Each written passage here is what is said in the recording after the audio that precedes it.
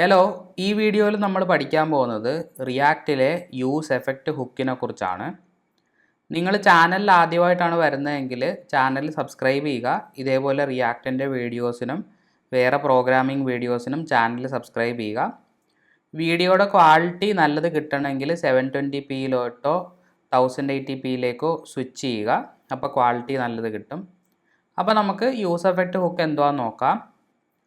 നമ്മൾ റിയാക്റ്റിൻ്റെ അകത്തെ ഫങ്ഷൻ കമ്പോണൻറ്റിൻ്റെ കൂടെ ഉപയോഗിക്കാൻ പറ്റുന്ന ഒരു ഹുക്കാണ് use effect hook.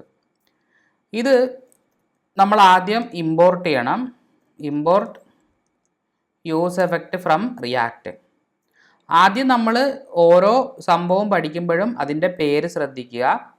Use effect എന്നാണ്, എഫക്റ്റ് ഉപയോഗിക്കുക എന്നാണ് അതിൻ്റെ അർത്ഥം. അപ്പം ഈ സംഭവം എന്താണെന്ന് വെച്ചാൽ കമ്പോണൻറ്റിൻ്റെ ലൈഫ് സൈക്കിളിൽ പല സാഹചര്യങ്ങളിലും നമുക്ക് ഈ ഹുക്കിനെ വർക്ക് ചെയ്യിപ്പിക്കാൻ പറ്റും.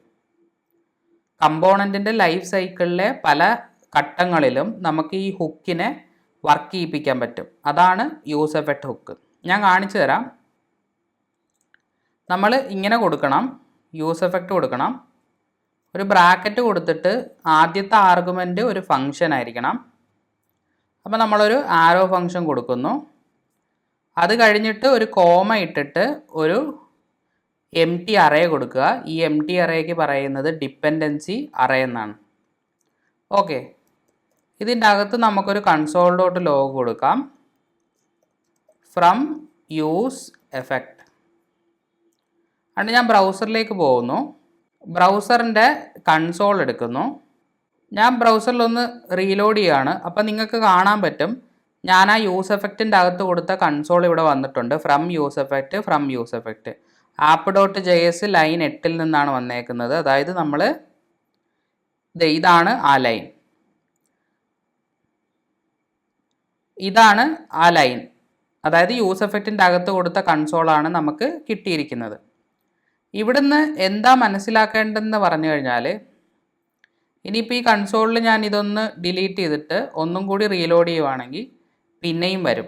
ഓക്കെ, അതായത് നമ്മുടെ ആപ്പ് എന്ന് പറയുന്ന കമ്പോണൻറ്റിൻ്റെ അകത്താണല്ലോ യൂസ് എഫക്റ്റ് ഉപയോഗിച്ചിരിക്കുന്നത്.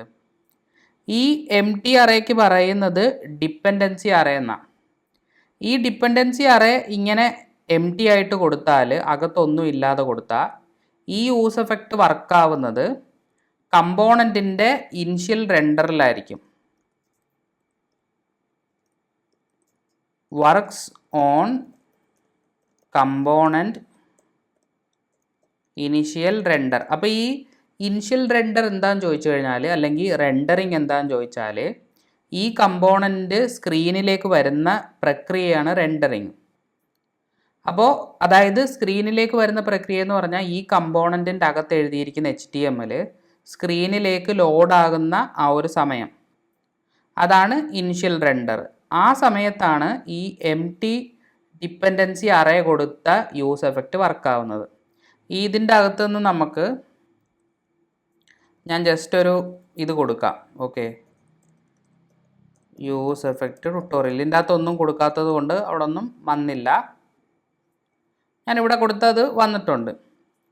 അതായത് ഈ കമ്പോണൻറ്റിൻ്റെ അകത്ത് കൊടുത്തേക്കുന്നത്, ആപ്പ് എന്ന് പറയുന്ന കമ്പോണൻറ്റിൻ്റെ അകത്ത് കൊടുത്തേക്കുന്നത് ഞാൻ ഈ ഒരു ടെക്സ്റ്റാണ്. അപ്പോൾ ഈ കമ്പോണൻറ്റ് നമ്മുടെ ബ്രൗസറിൻ്റെ സ്ക്രീനിൽ, ഈ ബ്രൗസറിൻ്റെ സ്ക്രീനിൽ ആ കമ്പോണൻറ്റ് ലോഡാകുമ്പോഴാണ് ഈ യൂസ് എഫക്റ്റ് വർക്കാവുന്നത്. മനസ്സിലായോ? അപ്പം ഈ കമ്പോണൻറ്റ് ആദ്യമായിട്ട് ഈ ബ്രൗസറിൽ ലോഡാകുന്ന സമയത്തെയാണ് നമ്മൾ ഇനിഷ്യൽ റെൻഡറിങ് എന്ന് പറയുന്നത്. റെൻഡറിങ് എന്ന് പറയുന്ന ഒരു പ്രക്രിയ വെച്ചിട്ടാണ് റിയാക്റ്റ് കമ്പോണൻറ്റിനെ ബ്രൗസറിൽ കൊണ്ടുവരുന്നത്. അപ്പോൾ ആ പ്രക്രിയ ആദ്യമായിട്ട് നടക്കുന്ന സമയം ഇനിഷ്യൽ റെൻഡറിങ്ങിലാണ് നമ്മൾ എം ടി ഡിപ്പെൻഡൻസി അറേ കൊടുത്ത യൂസ് എഫക്റ്റ് വർക്കാവുന്നത്. ഓക്കെ, ഇനി പല പല സാഹചര്യങ്ങളിലാണ് ഈ യൂസ് എഫക്റ്റ് നമ്മൾ വർക്കാക്കിപ്പിക്കുന്നത്. ഓക്കെ, അടുത്ത ഒരു ഇത് ഞാൻ പറഞ്ഞുതരാം. അതിന് നമുക്ക് അത് കാണിച്ചു തരണമെങ്കിൽ എനിക്ക് യൂസ് സ്റ്റേറ്റ് ഹുക്കിൻ്റെയും കൂടി ഒരു ഹെൽപ്പ് വേണം. ഞാൻ യൂസ് സ്റ്റേറ്റ് ഹുക്ക് വെച്ചിട്ട് ഒരു കൗണ്ടർ എന്ന് പറഞ്ഞൊരു വേരിയബിൾ ക്രിയേറ്റ് ചെയ്യുക. സെറ്റ് കൗണ്ടർ യൂസ് സ്റ്റേറ്റ് 10 കൊടുക്കുന്നു. ഓക്കെ, ഇനി ഞാൻ ഇവിടെ ഒരു ബട്ടൺ കൊടുക്കുന്നു. ബട്ടൻ്റെ ഓൺ ക്ലിക്കിൽ ഞാൻ എന്ത് ചെയ്യുന്നു എന്ന് വെച്ചാൽ സെറ്റ് കൗണ്ടർ പ്ലസ് 10 എന്ന് കൊടുക്കുന്നു. അതായത് ബട്ടൺ ഓരോ വട്ടം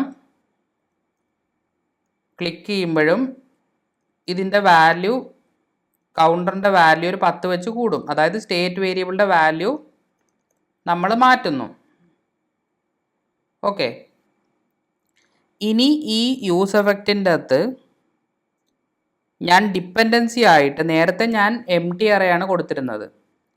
ആ എംപ്റ്റി അറേന്ന് മാത്രം കൊടുക്കാതെ ഞാൻ അതിൻ്റെ അകത്ത് ഈ കൗണ്ടർ എന്ന് പറയുന്ന സ്റ്റേറ്റ് വേരിയബിൾ ഡിപ്പെൻഡൻസി ആയിട്ട് കൊടുത്തിട്ടുണ്ട്. അങ്ങനെ നമ്മൾ ഈ ഡിപ്പെൻഡൻസി അറേക്കകത്ത് എന്തെങ്കിലും ഒരു സംഭവം ഡിപ്പെൻഡൻസി ആയിട്ട് കൊടുത്താൽ എപ്പോഴാണോ ഈ കൗണ്ടറിൻ്റെ വാല്യൂ മാറുന്നത് അപ്പോഴും ഈ യൂസ് എഫക്റ്റ് വർക്കാവും. അത് നമുക്കൊന്ന് നോക്കാം.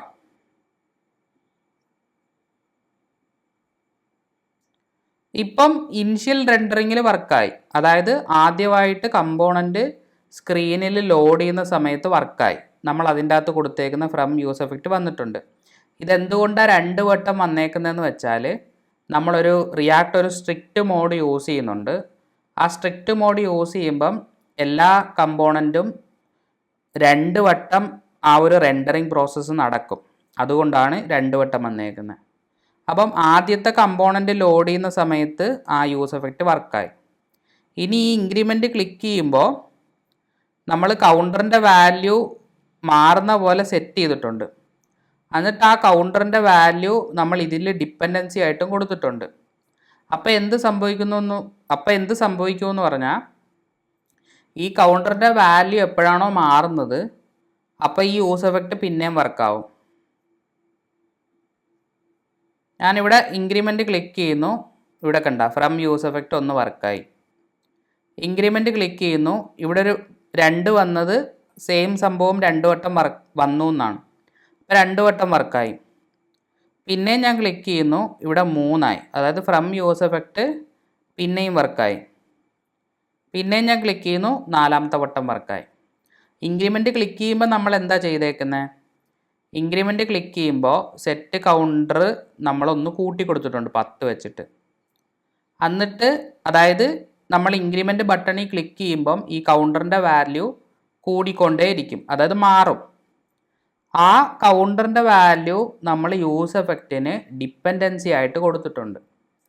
ഡിപ്പെൻഡൻസി ആയിട്ട് കൊടുക്കുമ്പം ആ ഡിപ്പെൻഡൻസി വാല്യൂ മാറിക്കഴിഞ്ഞാൽ എന്ത് സംഭവിക്കും?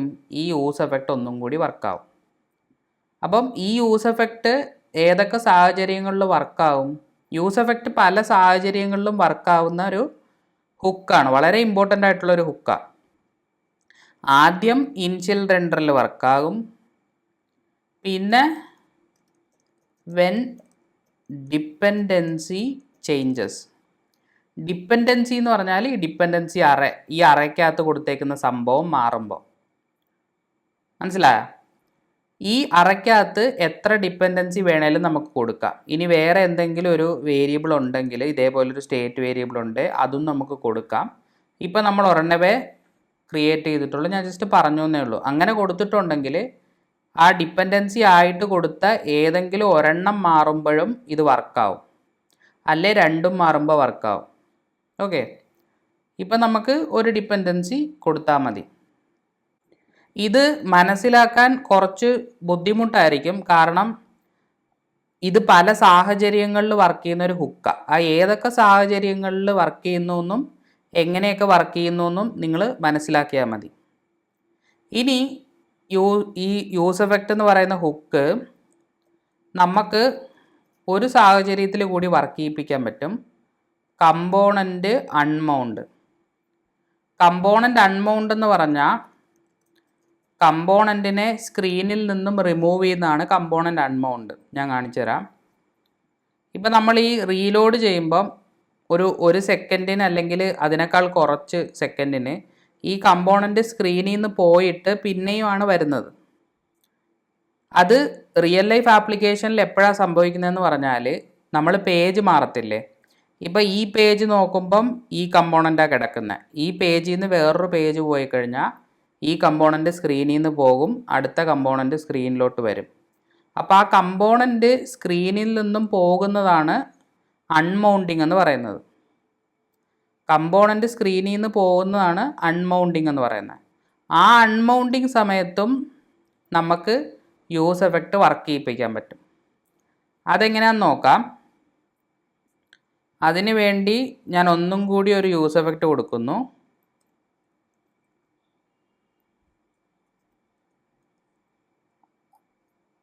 അതിലും ഞാൻ എംപ്റ്റി ഡിപ്പെൻഡൻസി കൊടുക്കുന്നു. എന്നിട്ട് ഇവിടെ ഞാൻ റിട്ടേൺ കൊടുത്തിട്ട് ഒരു ഫങ്ഷൻ കൊടുക്കുന്നു. ഇങ്ങനെയാണ് നമ്മൾ അൺമൗണ്ടിങ്ങിൽ വർക്ക് ചെയ്യിപ്പിക്കുന്നത്. Console dot log on component unmount. അപ്പോൾ നമുക്ക് ഇതിൻ്റെ വർക്കിംഗ് നോക്കാം. യൂസ് എഫക്റ്റ് കൊടുത്തു, എംപ്റ്റി ഡിപ്പെൻഡൻസി അറേ കൊടുത്തു, ഇങ്ങനെ ഒരു റിട്ടേൺ കൊടുത്തു, എന്നിട്ടൊരു ആരോ ഫംഗ്ഷൻ കൊടുത്തു. അതിൻ്റെ അകത്തൊരു കൺസോൾ എഴുതിയിട്ടുണ്ട്.